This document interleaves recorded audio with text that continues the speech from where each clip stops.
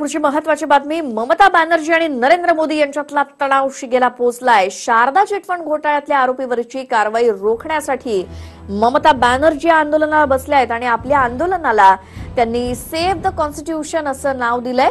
Police अधीक्षक राजीव कुमार यांच्यावरची सीबीआयची कारवाई टाळण्यासाठी ममतांनी हे आंदोलन सुरू केलंय आणि महत्वाचं म्हणजे या आंदोलनाला सगळ्या विरोधी पक्षांनी साथ दिली आहे। शारदा आणि राजवैली चिटफंड घोटाळ्याप्रकरणी चौकशीसाठी सीबीआयची एक टीम रविवारी संध्याकाळी कोलकाता पोलीस आयुक्त राजीव कुमार यांच्या घरी पोहोचली आणि मात्र पश्चिम बंगाल पोलिसांनी त्यांना कारवाई करण्यापासून रोखलं। इतकंच नव्हे तर त्यांनी सीबीआय टीमला सुद्धा रोखलं आणि सीबीआयच्या 5 अधिकाऱ्यांना अटक सुद्धा केली। 2-3 तासांनी त्यांची सुटका केली।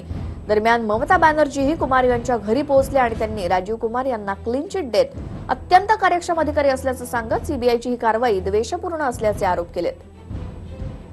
राजीव कुमार यांनी चिटफंड घोटाळ्याच्या चौकशीसाठी तयार करण्यात आलेल्या पश्चिम बंगाल पोलिसांच्या विशेष तपास पथकाच्या टीमचं नेतृत्व केलं होतं आणि सर्वोच्च न्यायालयाच्या आदेशानुसार चिटफंड घोटाळ्याचा तपास करणाऱ्या सीबीआयला शंका आहे की कुमार यांनी घोटाळ्याशी संबंधित दस्तऐवज नष्ट केलेत आणि त्यासाठी सीबीआयची टीम कोलकात्यामध्ये आली असताना कोलकाता पोलिसांनी या टीमलाच तीव्र असा विरोध केला।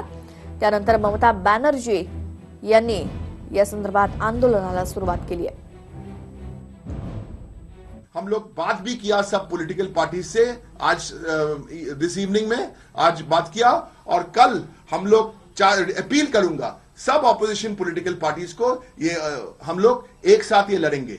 दूसरा मैं बताऊं, कल 5:30 बजे हम लोग तय किया जो हम लोग ईसी में जाएगा ऑल ऑपोजिशन पार्टीज और मॉर्निंग में हम लोग हमारा जो एमपी है 47 एमपीज हम लोग लोकसभा और राज्यसभा में सब ऑपोजिशन पार्टी से बात करेंगे और पूछेंगे ये एक साथ हम लोग लड़ना है। तर हा सगळा ड्रामा ज्या अधिकाऱ्याच्या अटकेसाठी रंगला तो अधिकारी म्हणजे पोलीस कमिशनर राजीव कुमार आणि यांच्याकडेच शारदा चिटफंड घोटाळ्याची चौकशी होती, पण त्यांनी काही फाईल्स मुद्दाम नष्ट केल्याचा संशय सीबीआयला आहे आणि त्यामुळे सीबीआयची टीम त्यांच्या चौकशीसाठी कोलकात्यात गेली होती। मात्र तिथे त्यांना स्थानिक पोलिसांच्या रोषाला सामोरं जावं लागलं। पोलीस आणि सीबीआयच्या अधिकाऱ्यांमध्ये बाचाबाची सुद्धा झाली। त्यानंतर 5 अधिकाऱ्यांना अटक केली गेली, नंतर त्यांची सुटकाही झाली। मात्र या सगळ्यामुळे मोदी विरुद्ध ममता असा सामना रंगलाय। राजीव कुमार यांच्या समर्थनासाठी ममता बॅनर्जी काल रात्रीपासून आंदोलनाला बसल्या आहेत, तर त्यांच्या आंदोलनासाठी रातोरात स्टेज उभारण्यात आलं। मेट्रो चॅनलच्या जवळ त्यांनी आंदोलन सुरू केलं। मोदी विरुद्ध ममता या सामन्यात हा हाय व्होल्टेज ड्रामा घडत असताना झाडून सगळ्या विरोधी पक्षांनी ममता बॅनर्जींना समर्थन दिलंय।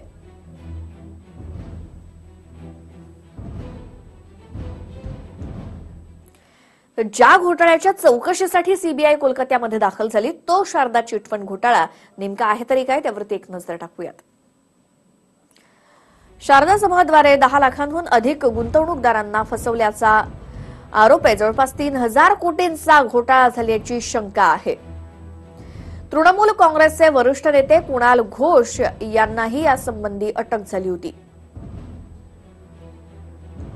तृणमूलचे 3 खासदारही या घोटाळ्यामध्ये सहभागी असल्याचा आरोप आहे। पश्चिम बंगाल सरकारचा विरोध डावलून सुप्रीम कोर्टाकडून सीबीआयच्या चौकशीचे आदेश देण्यात आले।